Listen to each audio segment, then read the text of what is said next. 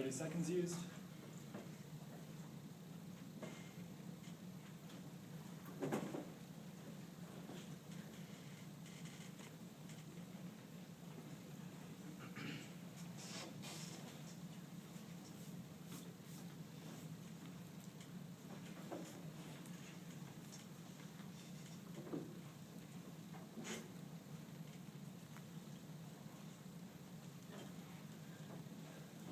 One minute.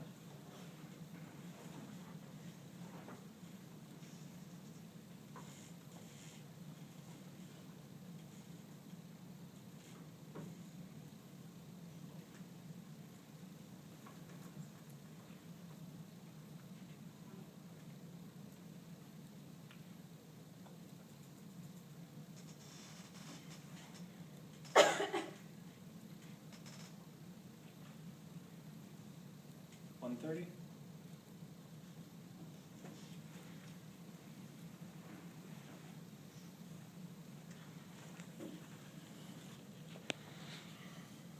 One of the greatest inventors in America ever, Thomas Edison, once gave us a great quotation. I didn't fail to make the light bulb 1,000 times. I discovered 1,000 ways not to make a light bulb. He messed up a lot is what he's saying, and he's trying to cover up with rhetoric. But he gives us a really good idea. The fact is, it takes work to achieve greatness. And with that, it brings us to today's quotation, given us to the fine gentleman in the back there. Opportunity is missed by most people because it is dressed in overalls and looks like work. And we're going to interpret that to mean that success itself takes effort. And we're going to agree with this. Come on, it's very simple, guys, for the two main reasons. One, the fact is, greatness takes time and effort to truly achieve. And second, people are rewarded who put in the effort. But first, we're going to look at this idea that greatness takes time. We're going to first look at the space race, and then second, Mahatma Gandhi. First, though, let's look at the space race. Let's look at the Russians first. While they did put Sputnik up first, they put the first dog, animal cruelty, into space, they also lost the race to the moon. Why, though? Well, because we, as Americans, one, had loads of money, yay capitalism, but two, when we found something that worked, we didn't just leave it be. For example, when the Russians needed to write in space, they used a pencil. We developed a $10,000 pen that could defy gravity. But in reality, we did what it took to try and make sure that not only did we have the technology, but we had the superiority in manpower and intelligence and everything we had around us to ensure that we achieved what needed to happen. If we didn't do that, the fact is we would have lost this race. Obviously, when we look towards history, we won by a mile. But the fact is, we wouldn't have gotten there if we didn't push ourselves and take the time and effort to take the hard work that was required. And then second, Gandhi. Seriously, this guy could have rolled over and given up at any time, but he didn't. And as a result, India isn't part of Britain anymore.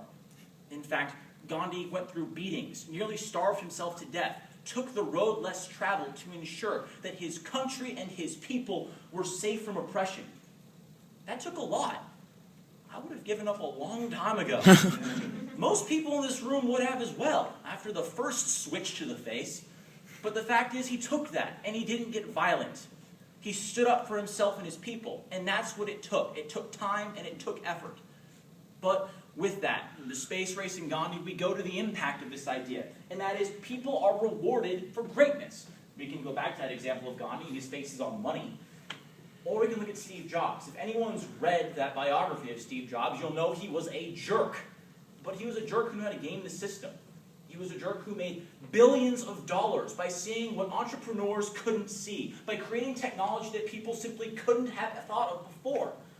By doing this, he created an empire. Whether you love it or hate it, Mac is becoming the new thing. I love it, and I care less if you guys hate it, but the fact is, it's a great system. It's taking over, not only in an educational sense, but also in a creative sense, and a Starbucks sense. If you walk in there, 90% of the computers will be Macintosh. Who else is striven for greatness? We can look at the founding fathers of this country. We can look at the leaders, the entrepreneurs, the people who created where we are today. We're a country founded upon the principles of greatness. The fact is, the United States strives on the idea that we create people who not only strive to make things great, but we do it right. Not necessarily the first time, like Mr. Edison would love to point out, but maybe the 1,001st time. But the fact is, that is work.